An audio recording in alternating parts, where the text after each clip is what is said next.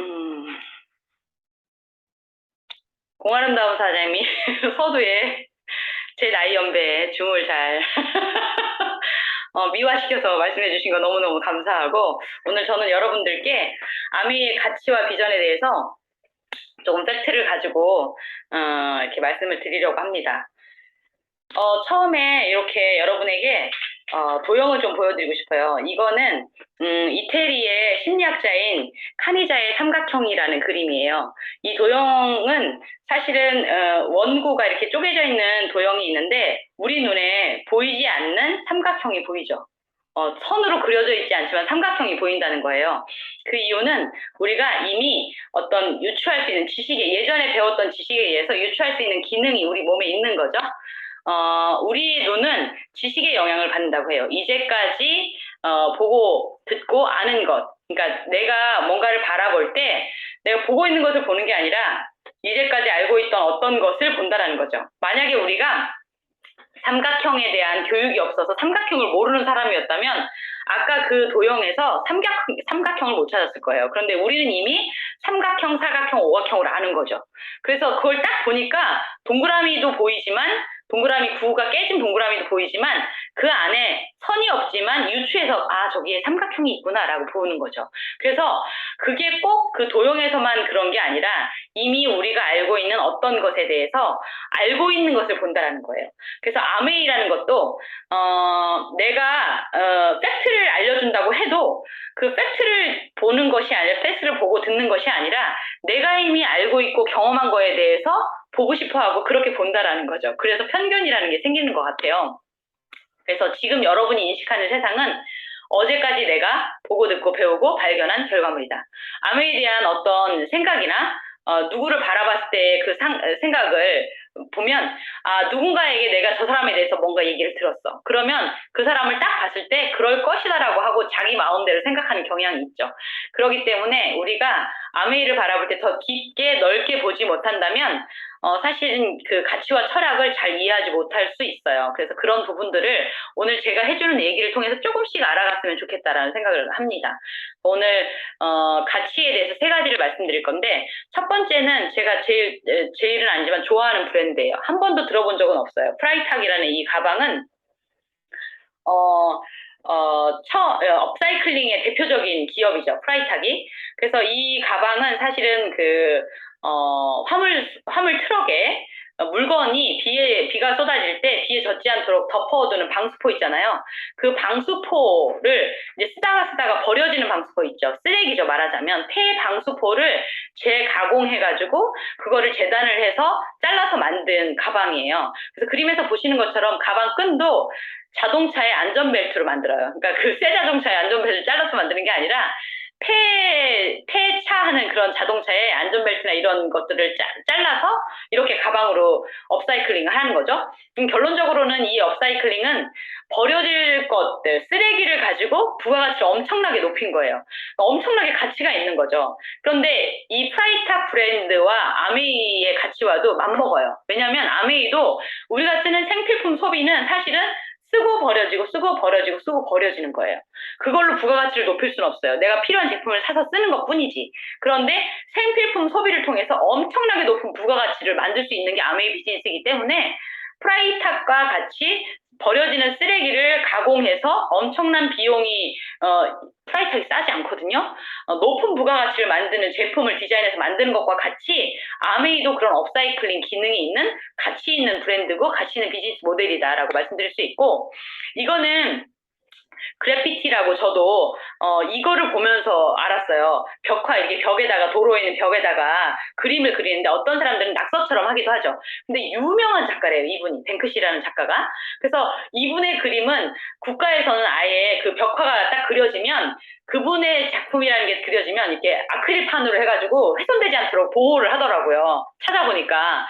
그리고 뉴욕에 있는 어떤 집에서는 그 집주인이 집을 빨리 금매로 내놓은 거예요. 그런데 어느 날 아침에 일어나 보니까 이 뱅크시가 지나가다가 그 집 벽에다가 그림을 그려놓고 갔어. 근데 그 집이 어마어마한 가격으로 막 금액이 엄청나게 올라가는 거예요. 그 정도로 이분의 그림은 엄청난 값어치가 있는데, 만약에 이분의 그림이 어떤 공간에 그려졌는데, 벽에 그려졌는데, 그 공간을 청소하는 청소부 아주머니가 봤을 때, 청소부인 분이 봤을 때는 어제는 깨끗했는데 그 벽이 아침에 일어나 청소하려고 나가보니까 벽에 뭔가가 그려져 있어. 그럼 그게 뭘까요? 그분 입장에서는 낙서일 수도 있어요. 그래서 그거를 지우려고 세제도 뿌리고 막 물로 청소하고 수세미로 닦고 막 했을 거라는 거죠. 그래서 그것이 정확하게 무엇인지 아는 것과 모르는 것의 차이는 어마어마하게 차이가 난다는 거예요. 아메이도 사실은 경제학자나 전문가나 CEO로 성공한 분들은 이런 소시민들에게 네트워크 마케팅 한번 알아봐라라고 얘기하거든요. 그런데 그런 가치를 모르고 아우 피라미드야, 다 단계야, 난 못 팔어, 나는 아는 사람이 없어, 나는 말 주변이 없어라고 얘기하는 거는 이 뱅크시의 작가의 그림을 모르고 수세미질하는 그 청소부와 똑같은 거라는 거죠. 그래서 우리가 가치를 알고 모르는 거는 정말 다른 개념이다. 또 하나는 어떤 사람은 이런 차를 타고 다니는 사람을 볼 때마다 뭐 저런 차도 요즘에 타? 이렇게 얘기할 수도 있어요. 그런데 어떤 사람은 이 차가 단종이 됐고 안 나오는 차고 오래된 클래식카일 경우에는 정말 횟수를 더할수록 해가 지나면 지날수록 값어치가 엄청 높아지죠. 왜 그래요? 희소성이 없기 때문에 그래요. 희소성이 약하기 때문에 전 세계 몇 대 안 되는 거지. 그럴 경우에 금액이 계속 올라가잖아요. 그런데 아메 비즈니스도 이거와 같아요. 개인의 성공을 응원해주고 개인의 성공을 지지해주는 브랜드가 회사가 있던가요? 굉장히 희소합니다. 없습니다. 그런 회사가. 직장 생활을 할 때 직장인이 그 직장인의 노동력이 필요할 뿐이지 그 사람의 성공을 바라는 직장 회사는 별로 없어요. 아웨이는 개개인의 성공을 바라면서 그 사람의 꿈을 실현하기 위한 지지 기반을 막 만들어주려고 노력을 하죠. 그런 희소성이 있는 브랜드 가치가 있는 회사라는 거죠. 그래서 이 프라이탑과 뱅크시와 이런 클래식 카에 있는 이런 가치를 제대로 알지 못하면 우리가 이해하지 못하는 부분들이 많은 것처럼 아웨이도 그렇다는 거죠. 그래서 그런 거를 깊이 넓게 보지 못하는 눈이 있다면 여기 그림에도 지금 가치라는 글씨가 써있는데 그 가치가 희미하잖아요. 정확하게 아는 사람들은 그 그림이 있음에도 불구하고 정확하게 가치라는 걸 알죠. 그래서 우리가 아무래도 그렇게 가치를 정확하게 볼 필요가 있다. 우리는 살아갈 때 돈과 시간의 자유, 그다음에 건강 이거는 필수적으로 필요한 거예요. 선택이 아닙니다. 이거는. 그런데 우리가 어릴 때는 경제적으로 독립하지 못했기 때문에 돈이 없어서 뭔가 자유롭게 하지를 못할 때가 많고요. 성인이 됐을 때는 너무 분주해. 일하느냐고. 그래서 바빠서 뭐를 못하는 경우가 많아요. 나이 들어서 시간은 남는데 건강이 여유롭지 않아서 건강이 좋지 못해서 뭔가를 못할 때가 많아요. 그래서 이 세 가지는 인생에 반드시 가져와야 될 필수템인 거죠. 그런데 이 세 가지는 아메이 비즈니스를 하다 보면 성장하신 분들은 다 재정적인 자유, 시간의 자유, 건강 자산을 충분히 가지고 있으면서 생활을 하실 수 있는 지지 기반을 아메이에서는 해준다는 거예요. 그래서 이 세 가지를 다 원하신다면 아메이를 제대로 한번 알아보실 필요가 있다. 그래서 성공자들이 바라보는 성공자들만 알고 있는 시간 관리를 정확하게 해서 우리가 늘 바쁘잖아요. 중년이 그러니까 중간층 성인이 됐을 때 바빠서 뭘 못한다고 말씀을 드렸는데 시간에 자유롭지 못한 거. 그런데 우리가 뭔가를 선택해서 하려고 할 때 백수가 과로사 한다고 백수들도 너무 바빠요. 현대인들은. 그래서 시간을 제대로 잘 관리하는 그런 습관이 없다면 사실은 무엇도 할 수가 없는 거죠. 우리들 같은 평범한 사람들 같은 경우에. 그래서 전 세계 0.5%만 알고 있는 시간 관리의 비밀을 알아보면 중요도의 높고 낮음, 그 다음에 긴급함의 높고 낮음에 따라서 분면을 나눌 수가 있는데 ABCD를 나눠서 보면 굉장히 중요하고 굉장히 긴급한 일이 있고 B분면을 보면 중요한데 긴급하지는 않은 것 같은 느낌이 드는 일이 있고 긴급한데 중요하지 않은 일도 있어요. 그 D는 중요하지도 긴급하지도 않은 일이죠. 이 중에서 사실은 D나 A 같은 경우는 신경 쓰지 않아도 돼요. A는 내가 신경 안 쓰려고 해도 신경 쓸 수밖에 없어. 중요하고 긴급한 거는. 예를 들어 지금 당장 집에 불이 났어. 어떻게 아무것도 안 보여. 불을 꺼야 돼. 이런 식인 거죠. 마감이 임박해서 오늘 밤 12시까지 무조건 해야 돼. 보고서 작성을. 그럼 무조건 밤새서 하는 거잖아요. 그런 식의 일인 거거든요. A는. 그래서 A는 그렇게 신경 쓰지 않아도 어떻게 돼요. 근데 중요한 거는 B죠. 굉장히 중요한데 긴급하지 않은 일. 그런 일이 바로 운동일 수 있고요. 건강관리일 수 있고 긴 중기나 장기 계획, 인생의 중기나 장기 계획. 그게 뭘까요? 미래에 대한 대안이죠. 아까 말씀드렸던 우리가 평생을 살아갈 때 돈, 시간, 그다음에 건강 이런 것들은 중장기적인 계획을 가지고 플랜을 짜야지만 뭔가를 만들어낼 수가 있거든요. 금방 만들어지지 않는 거거든요. 그런 것들은 사실 굉장히 중요한 일인데도 불구하고 당장 오늘 그걸 하지 않는다고 해서 큰일이 안 나요.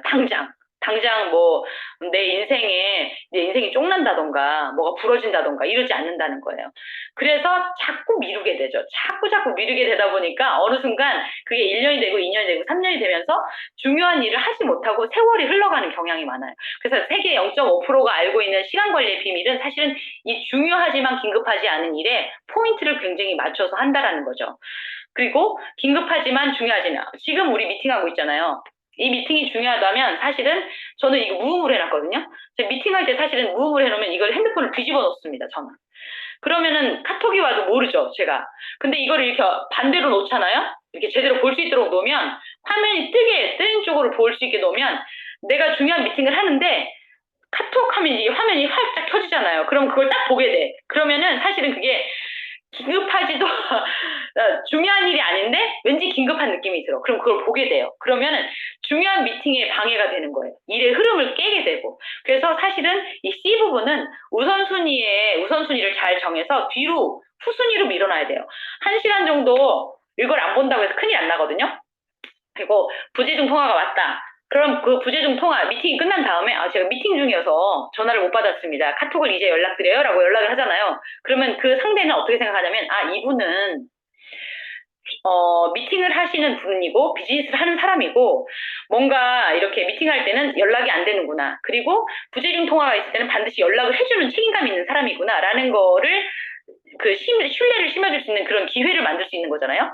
그런데 매번 전화할 때마다 아무렇지도 않게 계속 받아. 막 나가면서 받고 막 뭐 하면서 받아.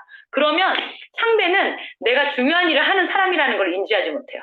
그래서 나 스스로에게도 마이너스예요, 사실은 그거는. 그래서 C 부면의 그런 사사로운 그런 일들, 메신저의 대답이나 어떤 문자나 이런 것들에 중요한 일을 할 때는 그것을 차단해서 후순위로 밀어놔야 된다는 거죠. 그리고 나중에 처리하는 습관을 들이시면 상대도 나에 대해서 비즈니스 우먼이구나 라고 인지할 수 있는 그런 기회를 갖게 되죠. D는 하지 않으셔야 되는 건데 저도 이거 할 때 많아요. 짜증나거나 이럴 때 유튜브 볼 때도 많고 그러다 보면 1시간 뚝딱 가고 2시간 뚝딱 가고 그러죠. 그래서 이런 시간 관리, 우선순위 이를 잘 정리하셔서 우리가 뭔가를 선택했을 때 굉장히 타이트한 우리 현대인 생활 속에서 내가 중요하지만 긴급하지 않은 일을 그 안에다가 반드시 넣어서 우선순위 안에 그 중장기적인 계획을 반드시 넣으셔야지만 우리도 0.5%들이 알고 있는 시간관리 비밀을 가지고 성공자의 길로 갈 수 있는 습관을 만들 수 있다라고 말씀드릴 수 있습니다. 왜 이 얘기를 하냐면 우리는 긴 세월을 살아야 되거든요. 이 표지 모델에 있는 타임즈의 표지 모델에 있는 이 아기는 142세를 산다고 얘기를 하고 있어요. 여기에 계신 모든 분들은 100세 이상은 반드시 할 거예요. 저도 100세를 계획하는데 여기에 신아름 사장님이나 20대인 분들은 120세 정도는 계획해야 되지 않나 이런 생각을 해요. 살고 싶지 않아도. 그리고 그 시대는 사실 60세 정도까지만 정확하게 자기가 코어 잡으로 갖고 있는 중점적인 잡을 60세까지 할 수 있어서 굉장히 길게 하는 거거든요. 그런데 그 이후에 120세라면 60년을 더 살아야 돼. 그런데 그 긴 시간을 살 때 돈이 없이 병을 가지고 일이 없이 고독하게 외롭게 장수를 한다면 너무너무 끔찍하잖아요. 이런 100세 시대 이상의 이런 시대를 원하지 않는다면 장수 사회를 원하지 않는다면 뭔가 굉장히 디테일한 계획을 가지고 아까 비북면처럼 굉장히 중요한데 긴급하지 않은 그 미래 계획을 중장기 계획을 반드시 하셔야 된다는 거죠. 그래서 우리는 선택이 필요합니다. 어떤 선택? 내가 정확하게 알아보고 알 때는 이걸 해야 되겠구나라고 결정할 수 있는 선택이 필요한 거죠. 부자 아빠 가난 아빠의 로버트 기요사키는 수입의 분면을 4분면으로 나눴어요. 그 4분면을 세로축을 기준으로 왼쪽과 오른쪽으로 나눠보시면 액티브 인컴과 패시브 인컴으로 나누죠. 액티브 인컴은 액티브하게 일하면서 돈을 버는 거예요. 그 능동 수입이라고 하죠.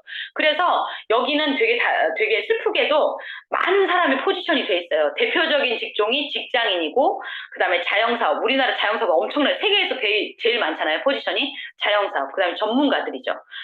이런 사람들은 사실은 자기가 몸으로 시간을 투자해서 일을 해야만 돈을 벌 수 있어요. 그래서 노동 수입이라고 말할 수 있고, 그 노동을 내가 못할 때, 일을 못할 때는 수입이 제로가 되죠. 그래서 한계가 있는 수입이다. 그래서 한계 수입이라고 해요. 너무 슬프게도 많은 사람이 이 액티브 인컴에 포지션이 되어 있는데 수입은 굉장히 작은 재화를 가지고 나눠 갖는다는 거예요. 그러다 보니까 제가 안 돼야 내가 잘 돼. 자영업 같은 경우에 여러 가게가 있으면 저 가게가 안 돼야 내 가게가 잘 되는 거예요. 그래서 굉장히 경쟁이 치열하죠. 그래서 레드오션이라고 해요. 피나게 경쟁을 해야지만 갱신히 내가 안 죽고 살아야만 갱신히 제가 죽어야지만 갱신히 내가 돈을 버는 상태. 그래서 이 액티브 인컴이 나쁘다는 것이 아니라 이것이 있을 때 이 레드오션의 이 색깔의 액티브 인컴과 색깔이 다른 수입의 속성을 갖고 있는 패시브 인컴을 반드시 만드셔야 된다라는 거죠. 이 패시브 인컴은 대표적인 분면이 비즈니스 오너 분면과 투자가 분면, 인베스터 분면이에요. 이 두 개의 분면은 시스템이 굴러가는 거예요. 시스템이. 그래서 노동 수입이 아니라 수동 수입인 거죠. 내가 일을 하지 않아도, 일을 하지 못할 때에도 수입이 나오는 수입이에요. 그래서 자산 수입이라고도 하고 인세 수입이라고도 해요. 그런데 착각하는 게 있어요. 이 패시브 인컴을 불로소득처럼 일을 안 해도 나오는 수입이구나 라고 생각하는 사람이 있어요. 그건 맞는데 전 단계가 패시브 인컴을 만들기 위해서는 임계점이 넘어가기 전까지는 엄청나게 액티브하게 일을 해야 돼요. 그래서 능동적인 수입을 그거를 만들어서 시스템이 만들어진 다음에는, 그 다음에는 수동 수입이 만들어지는 거죠. 수동 수입이 만들어지기까지는 능동적으로 일하셔야 된다는 사실입니다. 근데 너무 재미있게도 여기는 블루오션이에요. 5%의 소수의 사람만 이 패시브 인컴을 갖고 있고 95%의 굉장히 많은 재화를 나눠 갖는다는 거예요. 그러니까 쟤랑 나랑 경쟁이 필요가 없어. 그냥 어제와의 나와만 경쟁을 하면 되는 거죠. 그리고 이 자산 수입, 인세 수입을 통해서 우리는 돈을 무한히 벌 수 있는 그런 블루오션이라는 거죠. 여기에서만 성공할 수 있다면 정말 대단히 좋은 거죠. 이 중에서 패시브 인컴 중에서 이 I 분면, 투자가 분면은 돈을 버는 시스템이에요. 그래서 돈이 무조건 있어야 돼. 그러다 보니 돈이 처음에 없을 때는 비즈니스 오너 분면에서 돈을 벌고, 그 다음에 돈이 여유 자금이 있을 때 투자가 분면으로 가는 거죠. 근데 비즈니스 분면에 패시브 인컴을 벌어들이는 방법이 세 가지 모델이 있는 비즈니스 모델이 C타입, F타입, N타입이 있어요. C타입은 커퍼레이션의 약자고, F타입은 프랜차이즈의 약자고, N타입은 네트워크 마케팅의 약자예요. C타입은 시스템을 만드는 거죠, 내가. 우리나라의 그 C타입으로 성공하신 분이 현대나 삼성 같은 그런 대기업의 총수들이죠. 그분들은 정말 이 패시브 인컴을 만들기 위해서 쌀가게부터 시작하셨잖아요. 정주영 회장님이. 그렇게 능동 수입을 엄청나게 하셨어요. 그리고 나서 어느 임계점이 넘었을 때 시스템이 만들어지면서 그게 굴러가면서 엄청나게 큰 회사가 만들어진 거죠. 근데 여기에는 엄청나게 자본의 장벽이 있어요. 자본이 엄청나게 진입 장벽이 높죠. 그리고 능력의 진입 장벽도 굉장히 높아요. 경험의 진입 장벽, 그리고 뭐 인맥의 진입 장벽, 이런 진입 장벽이 엄청나게 높습니다. 아무나 할 수 있는 일이 아니라는 거예요, 결론적으로. 그러니까 나 이건 C타입은 안 되겠구나. 그러면 나는 좀 자본이 있으니 F타입 해야 되겠다. F타입은 프랜차이즈라고 말씀드렸잖아요.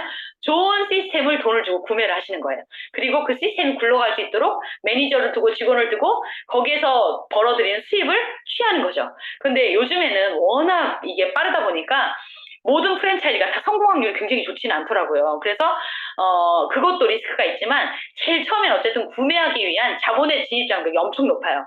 그래서 아무나 할 수 있는 것이 아니다, 이것은. 그래서 C타입과 F타입은 쉽게 그냥 누구나 다 할 수 있는 부분은 아니다라는 거고, 이 N타입은 무자본, 무경험, 무점포로 자투리 시간을 이용해서도 할 수 있는 시스템이 있는데 시스템을 무료로 주었어요. 그래서 그 시스템을 활용하고 이용하고 내가 그것을 이용했을 때 만들 수 있는 거, 이것을 N타입 비즈니스 모델이라고 하는데 그거를 네트워크 마케팅이라고 합니다. 이 네트워크 마케팅은 정말 자본 없이 리스크 없이 하기 굉장히 좋은, 자투리 시간에 하기 좋은 비즈니스 모델인데요. 이거를 많은 성공자들은 이렇게 얘기해요. 내가 컴퓨터 사업을, 빌 게이츠 엄청나게 성공하신 분이잖아요.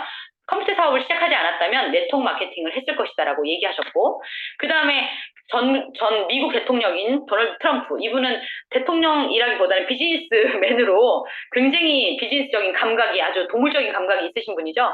이분이 토크쇼에 나와서 모든 것을 잃고 내가 뭔가를 다시 시작한다면, 아무것도 없는 맨바닥에서 다시 시작한다면 난 좋은 네트워크 회사를 찾아서 네트워크 마케팅을 하겠다라고 얘기를 했어요. 그런데 그분의 한 소리를 듣고 많은 청중들이 야유를 했거든요. 근데 이분이 당당하게 이렇기 때문에 당신들은 거기 앉아 있는 거고 나는 여기 앉아 있는 거라고. 그러니까 이분은 비즈니스를 하는데 편견이 전혀 없는 거죠. 이거를 하면 아주 건강한 수입을 만들 수 있다라는 걸 알면 그걸 그냥 뛰어들어서 하는 거예요. 남들이 뭐라고 생각하든 어쩌든 상관없이 이 비즈니스 감각이 있으신 거죠. 이런 얘기를 했어요. 그런데 평범한 사람들은 뭐라고 해요? 아우, 난 그런 거 못해. 나한테 왜 그런 얘기해? 그거 판매 아니야? 다단계 아니야? 너무 무지하신 분들은 그거 피라미드 아니야? 이렇게까지 얘기하시는 분들이 있어요. 그래서 가치를 제대로 모르는 분들은 뱅크시의 벽화를 막 지우는 것처럼 제대로 된 가치를 모르시는 분들은 그거 피라미드 아니야? 뭐 다단계 아니야? 나는 그거 아쉬운 소리 못해. 이런 얘기를 할 수 있는 그런 게 있다라는 거죠. 왜? 자본이 안 들어가기 때문에 그래요. 자본이 엄청나게 들어가는 비즈니스는 그런 얘기 안 합니다. 사람들이. 그래서 아메이 글로벌 아메이는 네트워크 마케팅으로 전 세계 1위, 부동의 1위 기업이고요. 60년이 넘은 역사를 갖고 있고 회원 직접 판매 기업으로 부동의 1위를 차지하고 있습니다. 그리고 연간 한국 아메이는 지금 30년이 넘었는데요. 작년 회계년도에 1조 3천억을 매출을 일으켰어요. 코로나 시국이었잖아요. 그런데 계속 우상향하는 그런 성장 곡선을 갖고 있는 건전하게 성장하고 있는 기업이고요. 우리가 누군가한테 아메이 제품을 얘기할 때 소비자들이 그런 얘기해요. 제품은 좋더라 이런 얘기 많이 해요. 그 왜 그럴까요? 제품 품질이 진짜 좋은 거예요. 소비자들이 봤을 때도 써보니까 디시들러서 한번 써보고 수세미 한 번만 써봐도 느끼는 거죠.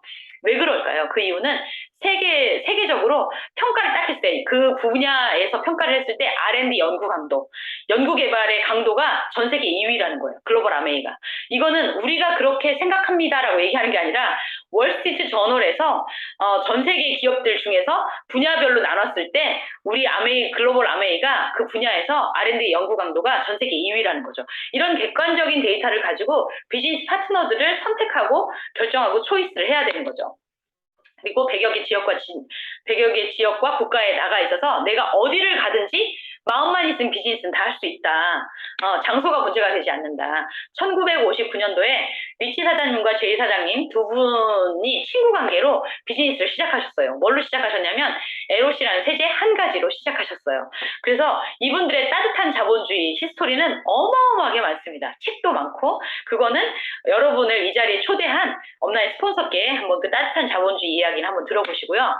이것은 미시간주 에이다에 있는 글로벌 아메이 직접 생산하는 공장이에요. 예전에는 지하 창고였다고 해요. 헤드쿼터가. 그런데 지금은 너무 많이 성장해가지고 미국의 철도는 아무 데나 깔리는 게 아니거든요. 근데 미국 국철이 이 회사 그 안으로 들어와서 물류를 이동하는 그런 어마어마하게 큰 물류 공장이고요. 여기 길이가 1마일이라고 해요. 회사 길이가. 그래서 이 회사를 별명으로 1마일의 기적이다라고 부른다고 합니다. 그 정도로 엄청나게 폭발적으로 성장한 기업이라고 볼 수 있어요. 뭘로? 세제 한 가지로 시작해서 지금은 수십만 가지의 제품이 미국에서 유통되고 있습니다. 그리고 제가 은행에 가서 돈을 빌릴 때도 신용도를 은행에서는 요구하잖아요. 당신 월급 얼마 받아, 뭐 떼어와, 세금 계산서 떼어와, 뭐 이런 거 하잖아요. 신용평가를 하는 거거든요. 이 사람한테 돈을 꿔줘도 되는지. 그러면 우리가 비즈니스 하려고 할 때 회사를 볼 때 뭘 봐야 될까요? 신용도가 정말 이 회사가 건전하고 건강한 회사인지를 보셔야 되는데 그거를 평가하는 첫 번째 단계가 신용평가 등급입니다. 던앤브래드스트리트라는 기업을 평가하는 대단한 역사가 무지 오래된 전 세계 1등 브랜드거든요. 기업을 평가하는 이 기업에서 5A1이라고 하는 최상위 등급을 받은 회사가 글로벌 아메이예요. 부채가 하나도 없는 회사로 유명합니다. 아메이 회사가. 그리고 아까 말씀드렸다시피 연구 강도가 높다라는 게 직접 생산하고 직접 개발하는 그런 연구 자료고요. 그리고 아메이 제품을 누군가한테 얘기하면 아메이 제품은 친환경 제품이래 라고 얘기하시는 분들 많아요. 그 이유가 있습니다. 이게 그 자료인데요. 유엔으로부터 환경 공로상을 받았어요. 유엔에서 어떤 기업이나 단체에 환경에 대한 그런 프로그램상 공로상을 줄 때는 30년을 역추적해서 그 기업에서 만드는 물건이나 생산 과정이나 공정이나 그다음에 철학이나 여러 가지 것들을 다 토탈 해보고 그 다음에 상을 준다고 해요. 근데 아메이가 아까 말씀드렸잖아요. 59년도에 창업을 했다고. 69, 79, 89 30년 만에 1989년도에 유엔으로부터 환경 공로상을 받은 이게 상장이에요. 그래서 아메이 제품은 59년도에 LOC라는 세제가 생분해가 굉장히 좋은 생분해성 세제를 만들었거든요. 그 당시 우리나라는 6.25 전쟁 이후에 그 양잿물 같은 걸로 빨래를 빨고 삶고 했던 때예요. 때는 되게 잘 지워지거든요. 화학 제품이라서. 근데 하천을 엄청나게 오염시키는 거예요. 우리나라가 그럴 때 미국에서는 글로벌 아메에서는 분해가 빨리 돼서 생분해가 빨리 돼서 자연으로 빨리 돌아가는 자연의 해가 덜 되는 그런 세제를 만들었다는 거, 무린 세제를 만들었다는 거죠. 정말 앞서가는 회사고 그다음에 환경에 너무 지대한 관심이 많은 그런 회사라는 거죠. 그래서 저는 이런 회사의 제품을 쓰는 것, 이런 회사의 제품을 소비하는 것 자체가 우리가 머리에 띠를 두르고 뭐 가슴에다가 뭐를 프랭카드를 붙이고 환경운동하는 그런 사람은 못 돼도 그런 제품을 쓰는 것 자체만으로도 우리가 환경에 이바지할 수 있다는 거죠. 저는 그래서 프라이탁 같은 업사이클링 하는 회사를 지지하기도 하고 그런 철학을 되게 응원합니다. 그래서 아메이 제품 너무 좋아하는 게 이런 이유예요. 정말 어깨에 뽕 들어가는 그런 기업이죠. 그래서 글로벌 아메이에는 다양한 브랜드들이 있습니다. 앞으로 시장은 결국 철학으로 경쟁을 하게 될 거예요. 그래서 철학이 좋고 그 철학으로 꾸준히 성장해왔던 기업은 우위를 다질 거고 1등을 따라갈 수 없을 거예요. 왜냐하면 그 역사를 따라잡지 못하기 때문에 그렇거든요. 아메이에 있는 브랜드 중에 코아 중에 코아가 바로 이 뉴트럴라이트 회사예요. 나오네요.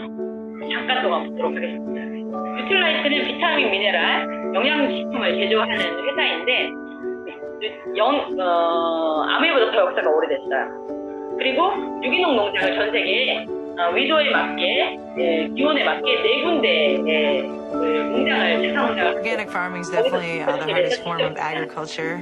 I love people, I love organic, and I love to work hard, which are kind of all the things that you really get in organic farming. 라인에서 생산하는 그런 기업입니다.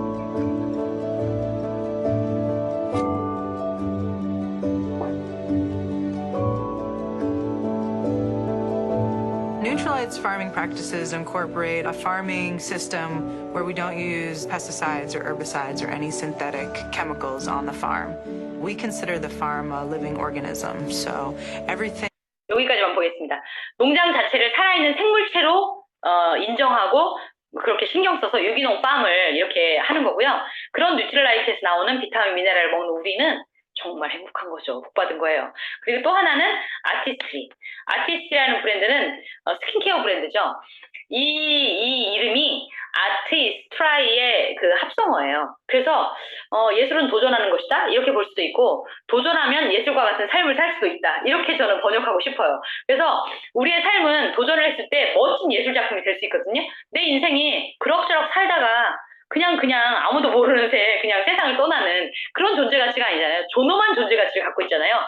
그래서 도전하고 멋지게 실패도 할 수 있겠지만 그 실패를 또 디딤돌 삼아서 다시 도전하고 그런 모습이 주변으로부터 영향력을 미치고 내 자녀에게도 그런 정신세계가 상속이 되고 너무 멋지지 않나요? 그래서 아름다운 도전이 이 브랜드에도 있지만 우리에게도 또 주어졌다라는 거 말씀드리고 싶고 이 아티스트리라는 브랜드는 전 세계 그 스킨케어 브랜드로는 탑5 안에 들어가는 브랜드예요.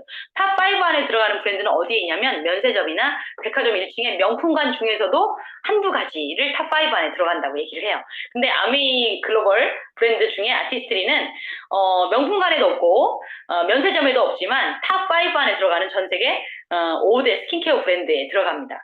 그리고 정말 이 제품이 믿음직스러운 이유는 전 세계의 남자 여자 32,000명의 페이스 데이터, 얼굴 피부 데이터를 가지고 근간으로 연구 개발을 해가지고 제품을 생산을 합니다. 그러니까 정말로 이 베이직한 그 바닥이 튼튼한 회사의 제품이라는 거죠. 그래서 품질이 좋을 수밖에 없고 뉴트럴라이트 제품을 잘 드시고 아티스트리 제품을 잘 바르시는 분들은 사업을 오래 하신 분들을 보면 피부가 점점 나이는 들지만 더 생기 있고 멋져지고 건강해진 모습을 볼 수가 있어요. 보시면 그래서 그런 이유가 이게 좋은 제품이기 때문에 그렇다는 거죠.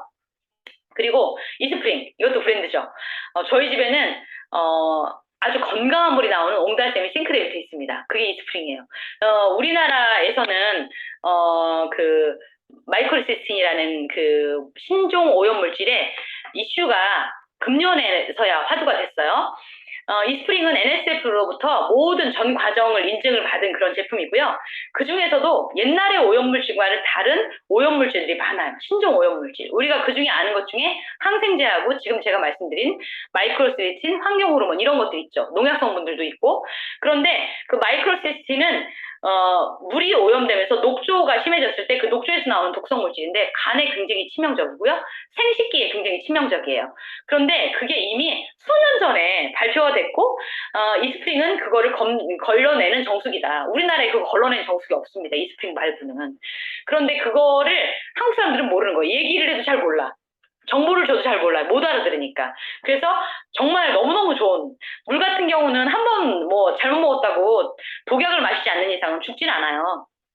근데 누적되죠. 왜냐하면 우리 몸의 70%가 물이기 때문에 그 물이 계속 누적돼서 안 좋은 물을 계속 먹었을 때 질병이 오는데 그게 수십 년이 지난 다음에 질병으로 발현되기 때문에 그게 당신이 먹었던 안 좋은 물도 영향을 미칩니다라고 얘기하는 의사는 없죠. 근데 질병이 옵니다. 반드시 옵니다. 또 하나의 브랜드는 앰모스피어 스카이입니다. 우리는 헤파 필터로 걸러내야 돼요. 근데 어떤 사람은 정말 무지하게 허파 필터로 걸러내요. 근데 폐는 고장나면 교체할 수가 없어요. 신장은 고칠 수 있고 누군가한테 이식을 받을 수도 있죠. 폐는 그게 안 됩니다. 그래서 허파 필터로 걸러내지 마세요. 공기의 질은 점점 나빠질 수밖에 없어요. 좋아질 수가 없어요. 그런데 우리 제품은 트루 헤파 필터라는 거죠. 엄청나게 예민하게 걸러내는 그런 청정기이고 이 청정기 헤파 필터로 우리의 폐를 보존해 주시길 바랍니다. 이런 멋진 브랜드가 있고요. 제가 너무 좋아하죠. 이 퀸은 정말 영양소를 보존하고 그 다음에 쉽게 빠르게 요리가 되고 반찬보다는 근사한 요리를 더 쉽게 만들 수 있는 제품이고요. 저는 사실 퀸을 볼 때마다 그런 생각해요. 제일 싼 제품이다. 왜냐하면 굉장히 오래 쓸 수 있어요. 제가 20년 전에 대형 후라이팬을 하나를 샀거든요. 그 이후에 풀 세트로 사긴 했지만 근데 그 대형 후라이팬 산 거를 아직도 손잡이만 교체를 해가지고 새 것처럼 똑같이 쓰고 있어요. 다르지 않아요. 나중에 산 거랑 이거랑 20년 전에 산 거랑 그렇게 강도가 굉장히 좋아요. 그래서 제가 제 딸에게도 물려줄 수 있는 그런 제품이기 때문에 제일 싸다고 말씀드리는 거예요. 그리고 영양제물로 요리를 해서 계속 드시다 보면 식생활이 건강해지기 때문에 건강을 찾을 수 있다라는 거죠. 이런 좋은 브랜드 그리고 뭐 세트니크, 글리스터, GNH, 아메홈 이런 제품들은 우리의 생활 기반에 깔려있는 생필품들이잖아요. 이런 제품으로 우리는 비즈니스 컨셉을 잡을 수 있다는 거죠. 어차피 써야 되는 제품 아닌가요? 이런 멋진 제품이고요. 또 한국에서는 원포원 프로젝트라고 해서 중소기업의 좋은 제품들을 런칭시켜줘서 소비자들이 다양한 제품들을 쓸 수 있게 해주고 중소기업은 사실 유통 판로가 잘 어렵잖아요. 대기업에 비해서.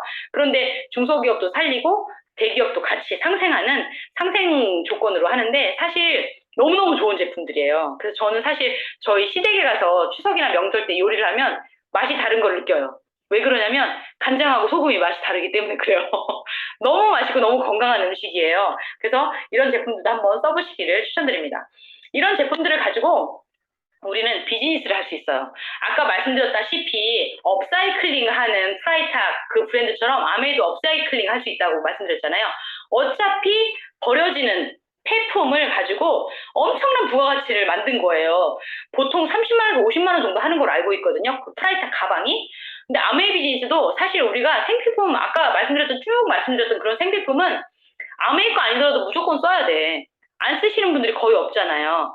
그런데 그런 생필품을 내가 소비를 하면서 비즈니스도 할 수 있다면 그거야말로 진짜 대박 업사이클링이죠. 네. 어떤 거를 하는 거냐면 인쇄 소독을 만드는 거예요. 우리가 잠자는 동안에도 돈이 들어오는 방법. 아까 말씀드렸던 사분면 중에서 패시브 인컴, 수동 수입을 만드는 거죠. 오른쪽에 있는. 그게 뭐라고 말씀드렸죠? 시스템이 돈을 버는 방법이라는 거죠. 시스템이 돈을 버는 방법은 비즈니스 오너 분면과 비분면과 I 분면이라고 말씀드렸어요. 그런데 투자가와 사업가 분면은 아까 말씀드렸다시피 첫 번째로 자본의 진입 장벽이 너무너무 높아요. 아무나 못해요. 그런데 그 시스템 수입을 그런 패시브 인컴, 자산 수익, 인세 수입을 자본 없이 시스템을 만드는 방법이 있다면 그렇다면 여러분 진짜 한번 제대로 이게 진짜 가치 있는 일인지 정말인지 사실인지 내가 속는 건 아닌지 계속 양파 까듯이 까봐서 정확하게 아셔야 보셔야 되지 않을까요? 알아보셔야 되지 않을까요? 그리고 어느 순간에는 한번 해봐야 되겠다라고 결정해봐야 되지 않을까요? 그런 생각이 듭니다. 그래서 우리는 아까 말씀드렸던 그 생필품 소비를 통해서 플랫폼을 구축하는 거예요. 그래서 그 플랫폼에서 소비자들이 계속 왔다 갔다 그 플랫폼에 많은 사람들이 그 장소를 왔다 갔다 많이 하면 할수록 인세 소득, 패시브 인컴이 벌려지는 거죠. 어떻게 하냐? 서비스와 제품을 연결과 공유를 하는 거예요. 그런 연결과 공유를 할 수 있는 플랫폼, 장소를 만드는 거죠. 그래서 그런 플랫폼을 만든 기적의 기업을 한번 소개시켜 드려 볼게요. 에어비앤비라는 회사는 숙박시설을 소유하지 않았어요. 한 군데도. 그런데 여행자와 숙박시설이라고 하기는 좀 어렵지만 방이 남아돌아.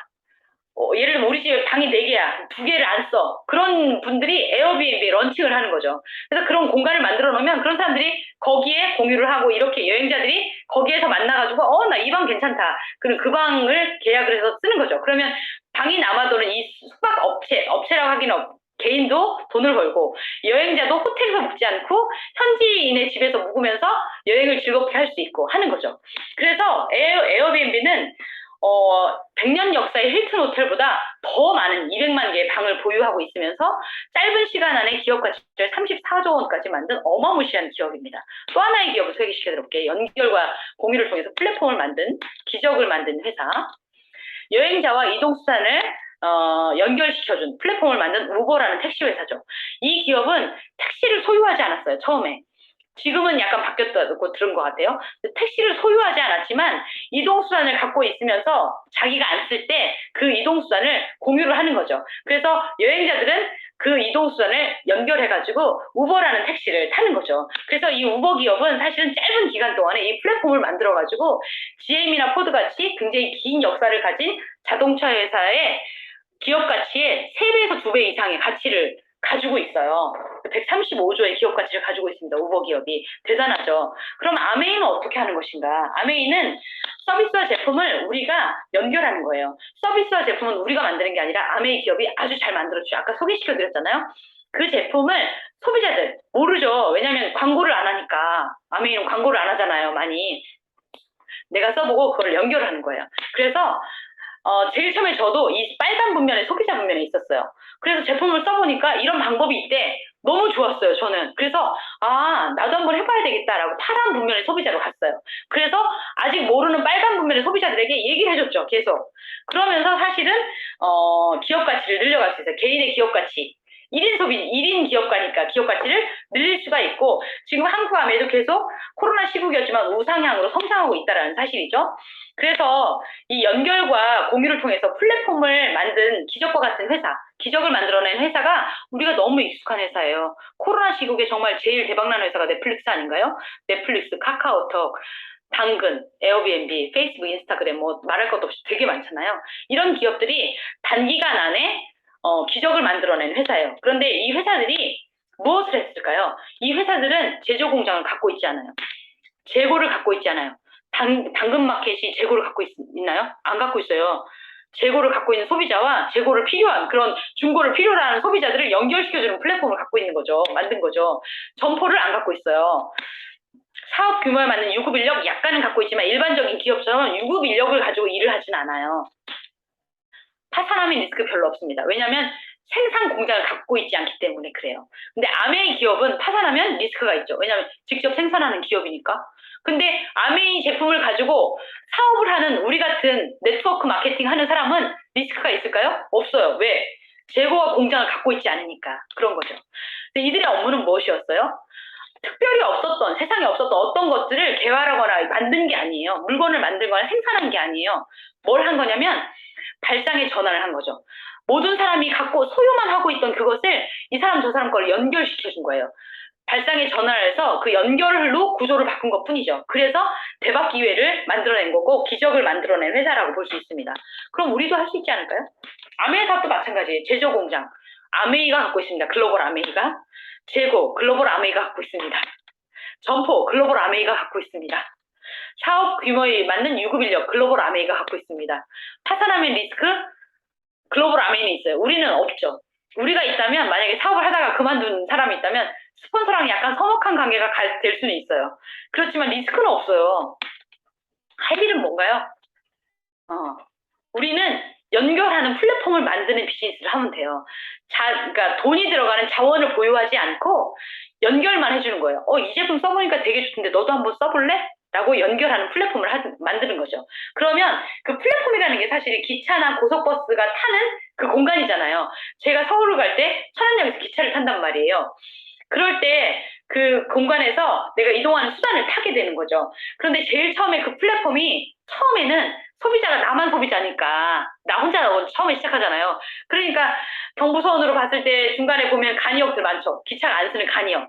사람들이 아무도 안 가 거기 그 역에. 그러다가 어느 정도 조금씩 커지면 천안 정도의 이렇게 역처럼 많은 사람이 오고 가는 역으로 되고 더 커지면 수원처럼 더 커질 수도 있고 더 커지면 서울역처럼 더 커질 수가 있죠. 엄청나게 많은 사람들이 그 플랫폼을 이용을 하죠. 그러니까 돈이 벌려지는 거죠. 뭐가 벌려져요? 패시브 인컴이 벌려지는 거죠. 플랫폼이 만들어지면. 우리 스스로가 플랫폼이 될 수 있다는 거예요. 네트워킹을 만들어가는 거죠. 보이지 않는 네트워크. 마케팅 플랜은 우리가 뭔가를 할 때 정말 이게 돈이 되겠다라고 생각이 들면 덥석하는 것이 아니에요. 알아보셔야 돼요. 첫 번째, 윤리적인가? 우리는 정말 윤리적인 일을 하셔야 돼요. 윤리적인가? 또 하나 두 번째는 분배가 공정한가? 이거 알아보셔야 되고, 그 다음에 그 수입이 지속 가능한가? 확장 가능한가? 이걸 보셔야 돼요. 아메이 비즈니스는 윤리적이고 공정한 분배를 만들어주고 지속 가능하고 확장 가능합니다. 믿고 하셔도 되는 거죠. 그런데 제 말만 믿지 마시고 정확하게 알아보실 필요가 있다는 거죠. 이게 보너스 플랜 조견표예요. 1차 보너스만 한 건데 우리는 누구에겐가 아메이 얘기를 듣습니다. 나에게 다가와서 아메이가 이런 거야 이 제품 한번 써봐라고 얘기하시는 분을 S라고 해요. 스폰서. 그리고 내가 그 얘기를 들었어요. 저도 제일 처음에 모르는 분으로부터 스폰서님으로부터 듣고 괜찮았어요. 100% 만족 보증 제도가. 그래서 제품을 썼죠. 그리고 제품이 좋더라고요. 얘기를 들었더니 마케팅 플랜도 좋아. 내가 장사하는 것보다 훨씬 나을 것 같아. 지속 가능하고 안전한 수입이야. 이 수입은. 괜찮을 것 같아요. 그래서 제가 제일 처음에 누구한테 알렸냐면 저희 친정엄마와 시어머니한테 알렸어요. 엄마 칼슘 드셔야 되는데 칼슘 먹을 거면 이 제품 좋을 것 같으니 약국에 사지 말고 나한테 연락해. 이렇게 얘기를 한 게 처음이었어요, 제가. 그래서 이 네 사람이 제품을 1일부터 31일까지 제일 작은 캐시의 단위인 3%, 캐시의 단위 20만씩 썼다고 가정을 할게요. 20만 쓰셔야 됩니다. 이거 아니고 썼다고 가정을 한 거예요. 안 써주셔도 되는데. 썼을 때 아메이에서는 그룹 매출을 인정해 줍니다. 그러면 뭐냐면 확장 가능성이 있다는 거예요. 아까 말씀드렸죠. 그 수입이 지속 가능한가 확장 가능한가 말씀드렸잖아요. 그게 굉장히 중요해요. 확장 가능성이 없다면 비즈니스적인 의미가 없어요. 우리가 생필품 소비를 마트에 가서 하시잖아요. 내 친구랑 손잡고 같이 가도 내 친구의 매출과 내 매출과 합쳐지지가 않아요. 그렇기 때문에 확장 가능성이 없죠. 그거는 그냥 안 하는 것보다는 나을 수 있어요. 그 포인트를 모으는 건. 그런데 확장 가능성이 없다면 비즈니스적인 의미는 없다는 거예요. 수입을 만들어낼 수가 없기 때문에 그래요. 그런데 그룹 매출로 만들어지니까 A는 20만 쓰고 B도 20만 썼고 나도 20만 썼는데 나는 모아지니까 60만이 됐어요. S는 모아지니까 80만이 됐어요. 이렇게 모아졌을 때 분배를 할 때는 제일 마지막에 엔드죠. 제일 마지막에 회원가입한 A, B부터 나눠주게 되죠. 그러면 A와 B는 20만씩을 썼으니까 3% 6,000원의 캐시를 받게 되죠. 나는 20만을 썼지만 6%, 그러니까 60만이 모아졌잖아요. 그럼 6% 레벨이 되고, 그러면 36,000원 중에서 A, B 몫이 내 그룹 안에 포함되어 있죠. 그룹 매출 중에. 그렇기 때문에 그걸 빼준 나머지가 있다면 내 몫이에요. 빼준 나머지가 있을 때 내 몫인 거예요. 파트너 것이 다 빼주고 남는 게 있다면 광고한 사람의 몫이거든요. 그래서 나는 24,000원. S는 20만원 썼지만 80만이 모아졌고 6% 레벨이 되고 68, 48, 48,000원 중에서 S그룹에 나도 있고 A도 있고 B도 있잖아요. 그거 전체를 다 빼주고 남는 게 있으면 S의 몫이에요. 그거가 36,000원이고 그걸 빼주면 12,000원을 받는 거죠. 근데 대부분 어떻게 생각하냐면 S가 먼저 시작했고 총매출이 가장 많기 때문에 S가 수입이 많을 것이다라고 생각을 해요. 가장 많을 것이다. 그런데 나중에 시작했지만 총매출은 더 작지만 내가 수입이 많은 수입의 역전을 이룰 수가 있죠. 그 역전의 이유는 이거예요. S는 한 번 노력했어요. 연결하는 노력을. 근데 나는 2번 노력했어요. 연결하는 노력을. 그렇기 때문에 노력을 S보다 내가 더 많이 했구나. 본사에서는 그렇게 이해하고 아메이에서는 그렇게 수입에 분배를 하는 거죠. 그래서 수입이 역전될 수 있어요. 수입이 역전될 수 있다는 건 굉장히 큰 의미가 있습니다. 나보다 먼저 시작했다는 이유로 수입이 역전이 안 되는 구조는 굉장히 재미없는 플랜이에요. 노력을 많이 하는 사람에게는 내가 노력한 대가를 다 찾아오지 못한다는 거거든요. 그런데 여기에서도 재미있게도 이 구조에서도 사람들은 이렇게 생각해요. 그래도 나 때문에 스폰서는 좋겠다. 이렇게 생각해요. 근데 스폰서를 지우시잖아요. 스폰서를 손으로 한번 가려보세요. 이렇게.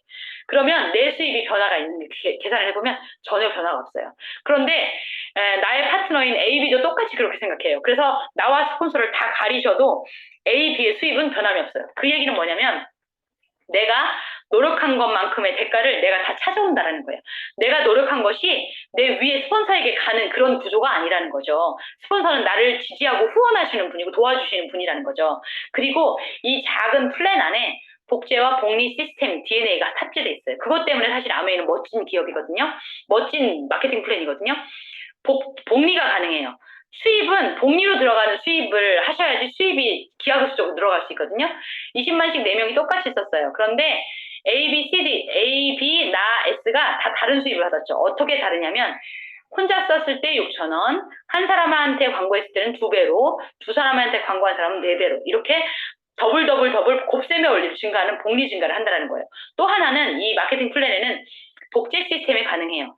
S가 한 얘기를 내가 알아들어서 엄마하고 친정엄마한테 얘기를 했잖아요. 그런데 이 시어머니도 누군가한테 또 얘기할 수 있어서 A2-에게 복제가 될 수 있는 플랜이라는 거예요. 이것 때문에 사실은 6,000원, 3,000원 되게 작은 돈인 것 같고 이게 사업이 아닌 것 같은 이런 수입이 6만 원, 60만 원, 6천만 원, 6억, 60억 내가 원하는 만큼 확장 가능성이 있다는 거죠. 그게 멋지다는 거예요. 아미에서는 역사가 오래됐다고 말씀드렸잖아요. 그 역사 속에서 어떻게 하는 것이 이 ABO들이 가장 안전하고 안정적으로 수입이 증가할 수 있고 확장될 수 있는가, 비즈니스가 성장할 수 있는가를 데이터를 다 내보니까 세 레그를 안정적으로 구축하는 사람이 가장 성장을 빠르고 성장이 잘 되더라라는 데이터가 있는 거예요. 그래서 지금 한국 아메이에서도 브론즈 핀을 만들었고 브론즈 구조를 굉장히 많이 이렇게 얘기를 하잖아요. 그 브론즈 구조가 바로 세 사람에게 전달을 해서 그 사람들이 성장할 수 있도록 도와주는 것이죠. 그리고 이 세 사람이 ABC가 이렇게 20만씩 세 그룹을 후원을 하고 본인이 120만이 됐을 때 요 ABC를 브론즈 파운데이션이라고 명명을 하고 12달 동안 비즈니스 키트, 자격이 주어지면 비즈니스 키트를 주죠. 샘플이 들어가 있는. 너무 좋은 기회예요. 이 기회를 놓치지 마시기를 바래요. 그리고 나는 이런 세 그룹을 가지고 있으면서 400만 정도의 매출을 만들었다. 그랬을 때 나를 브론즈 빌더라고 하고 그 브론즈 빌더는 예전에보다 30% 업차지를 해가지고 수입을 줍니다. 그래서 플러스 마이너스 100만 원 정도가 돼요. 그룹의 볼륨에 따라 달라지는데 그랬을 때 이제 브론즈 핀서부터 핀으로 인정을 해주고 하는데 그 브론즈 빌더가 성장을 했을 때 ABC가 다시 브론즈 빌더가 됐을 때는 내가 1200만으로 SP가 되죠. 1000만 이상이 되죠. 그래서 23%의 보너스를 받을 수가 있고 이렇게 1000만 이상을 하시는 분을 실버 프로듀서라고 하죠. 이런 분들의 수입은 보통 플러스 마이너스 300만 원 정도가 됩니다. 이랬을 때 이분들이 1000만을 하시고 또 2번, 3번 했을 때 GP, 6번을 했을 때 플래티늄, 12번, 1년 12달 계속 유지를 했을 때 파운더스 플래티늄이라고 하는데 SP에서부터 파운더스 플래티늄까지는 1000만을 하는 사람들이에요. 그런데 이분들이 하시는 그 과정은 사실은 네트워크가 더 안정적으로 구조적으로 건전하게 잘 자라나가고 있다라고 이해하시면 될 것 같습니다. 그래서 파운더스 PT만 돼도 연봉이 5천 이상이 되고 해외 여행의 자격이 플래티늄서부터 주어지게 되죠. 이런 파운더스 플래티늄을 세 레그를 안정적으로 갖고 계신 분들을 파운더스 에머럴드라고 하고 이분들의 자산 소득은 연봉 1억 이상이 될 수 있습니다.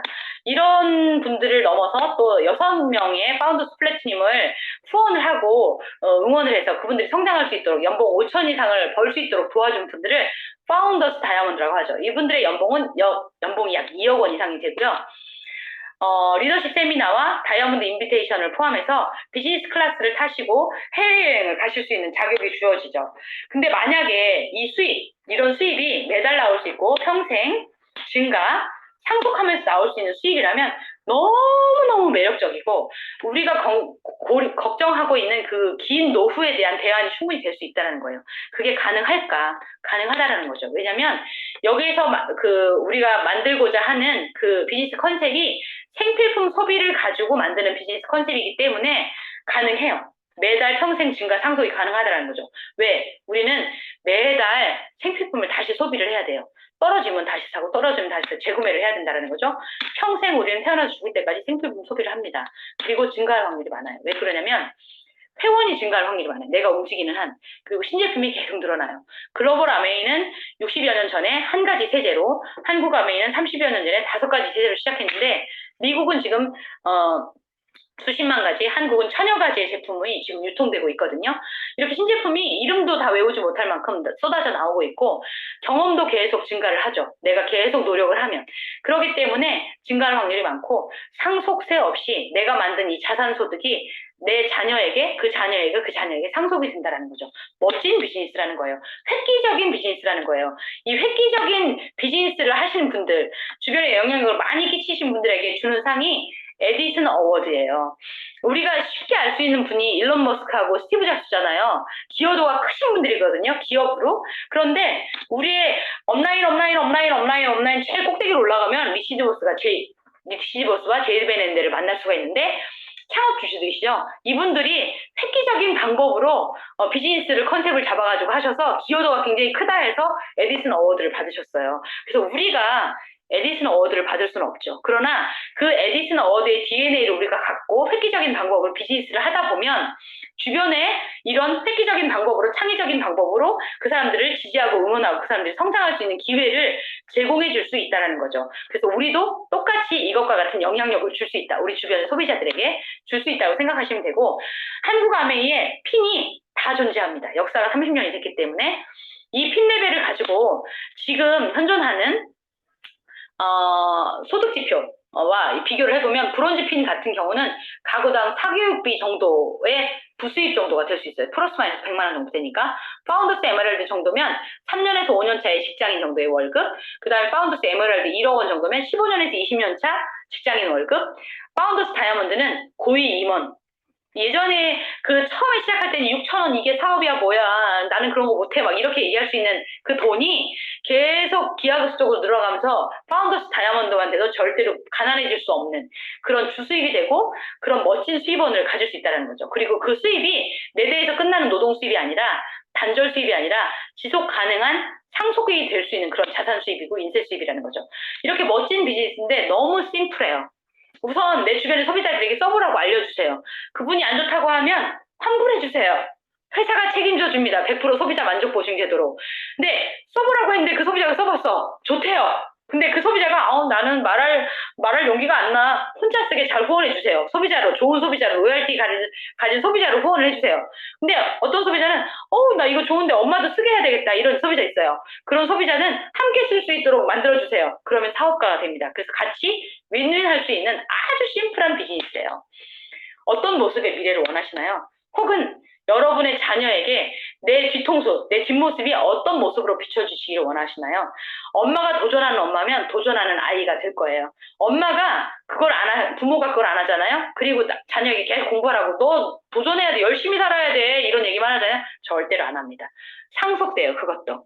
그래서 우리가 자녀에게 비춰주고 싶은 그런 모습을 내가 먼저 취하고 그런 모습을 보여주고 자녀에게 그렇게 멋진 모습을 보여주시는 ABO 리더님이 되셨으면 좋겠어요. 마지막으로 사람은 꿈이 후회로 바뀔 때 비로소 늙는다고 합니다. 근데 저는 아메이 비즈니스 안에서 늙은 사람을 본 적이 없어요.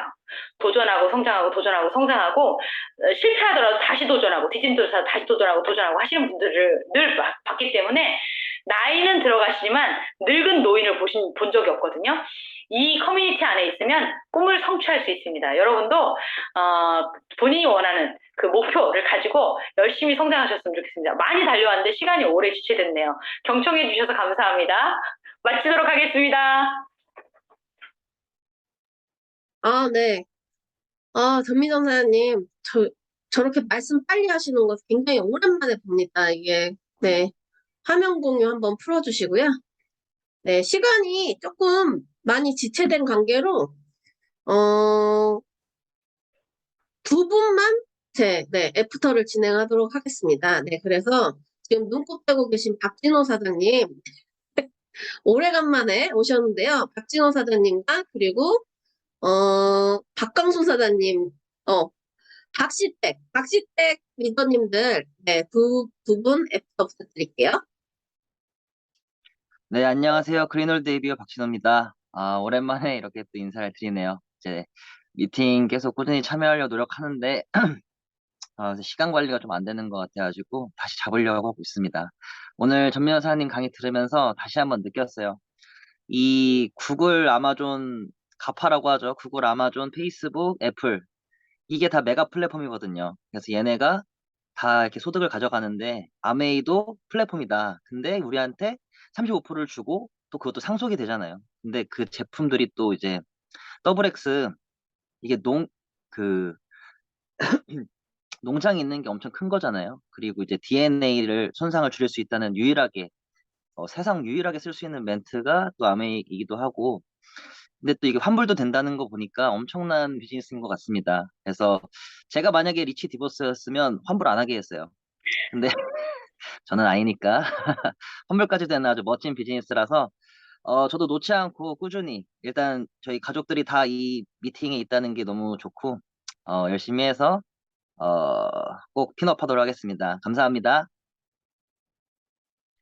네, 그린홀드뷰 박광순입니다. 오늘 전미도 사장님의 그 액티브한 거, 그 또량또량한 그런 목소리를 들으면서, 좀 더 에너지를 받는 그런 사업 설명이었고요. 우리가 어떻게 보느냐에 따라 그 관점을 달리할 수 있는데 그 가치를 아까 가방, 그림, 자동차 이렇게 설명을 해 주셨어요. 그래서 그런데 우리가 이 속에 아메이가 제품만 쓰더라도 그 가치는 충분히 인식되고 있는 것 같습니다. 그래서 아까 박진호 사장도 얘기했지만 그 세계 0.5%만 알고 있는 시간 관리 비밀, 그러니까 그런 시간을 할 수 있는 시간을 만드는 것들 비법을 말씀해 주셨고 가장 중요하고 긴급한 일에 우리가 그 몰두해야 된다는 그런 것들을 배우면서 우리가 어떤 선택의 필요를 느끼는 것들을 아까 현금 흐름의 사분면을 통해서 그리고 우리가 그 창업 구매 그리고 이용하는 그런 타입을 통해서 그렇게 배웠고요. 그래도 가장 중요한 것은 우리가 플랫폼을 구축하는 건데 아까도 얘기해 주셨지만 연결 어떤 서비스 제품을 연결하는 것들 그래서 플랫폼으로 만드는 것들이 중요한데 네트워크 사업은 자원을 보유하지 않고 연결하는 플랫폼 비즈니스다라는 말씀을 아까 말씀을 해주셨는데 늘 그렇다는 것들 알게 되고요.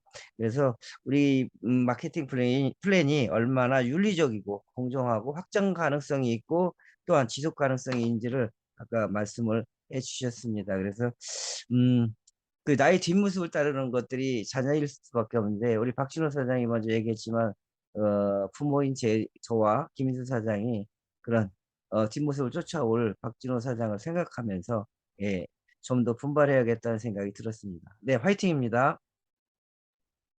네, 그 다음 주도 똑같이 수요일 날 진행 예정이고요. 다음 주는 제가 제품 발표하고 박진호 사장님이 네, 사업 설명을 진행할 예정입니다. 그래서 잊지 마시고 수요일 8시 30분에 꼭 참여 부탁드리고요.